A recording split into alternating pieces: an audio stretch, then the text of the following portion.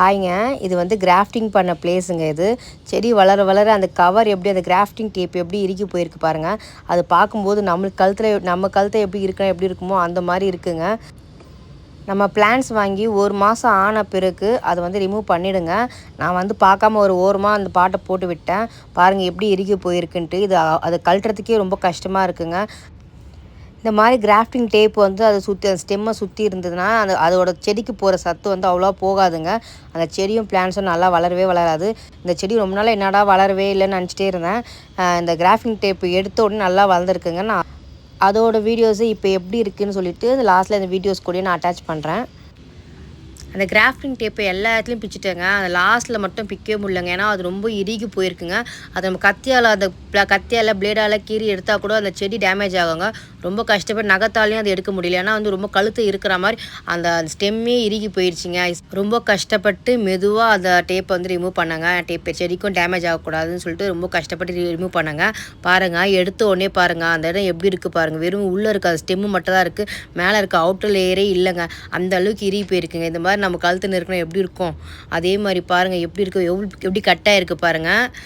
அந்த உள்ளே இருக்க அந்த இன்னர் ஸ்டெம்மு மட்டும் தான் இருக்குது. மேலே இருக்க அந்த அவுட்டர் லேயரே இல்லவே இல்லை பாருங்கள்.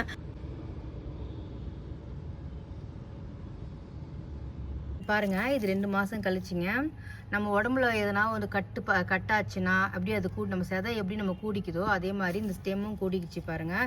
அது 1 மாதத்துலேயே அது கூடிடுச்சிங்க. நான் வந்து வீடியோ அப்போ எடுக்கலை. இப்போ 2 மாதம் கழிச்சு பாருங்கள் நல்லா கூடியிருக்கு. ஸ்டெம்மும் வந்து திக்காக இருக்குது பாருங்கள். நீங்கள் அப்போ பார்த்துருப்பீங்க எப்படிங்க பெண்டாக இருந்தது.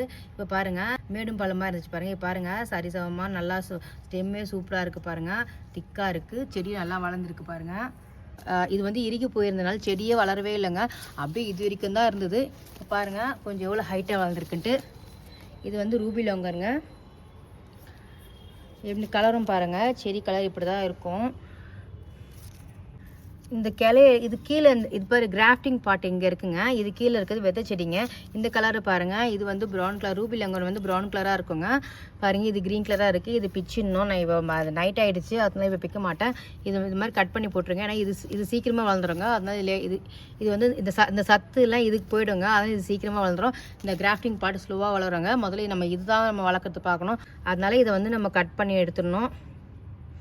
இதுவும் பாருங்கள், இதுவும் வந்து கிராஃப்டிங் இது மாதிரி மெலிசாக இருக்குது. இங்கே பாருங்கள், இந்த மாதிரி எடுத்துடணுங்க. அப்போ தாங்க செடி நல்லா வளரும். இதுவும் இறுகி போயிருக்கு. இப்போ இதுவும் நான் வந்து கட் பண்ணி எடுக்கணுங்க. பாருங்கள், இப்போ பக்கத்தில் வச்சு எடுக்கணுங்க. நானும் இப்போ தான் பார்க்குறேன் இதை. அதுங்க எப்படி இறுகி போயிருக்குன்ட்டு. ஏன்னா இது அப்படியே நம்ம இழுத்துச்சு இது கட் ஆகிடுங்க. பாருங்கள் எப்படி ஒரு கழுத்தை இருக்கிற மாதிரி இறுகி போயிருக்கு பாருங்கள். இந்த மாதிரி இருந்தால் எடுத்துருங்க.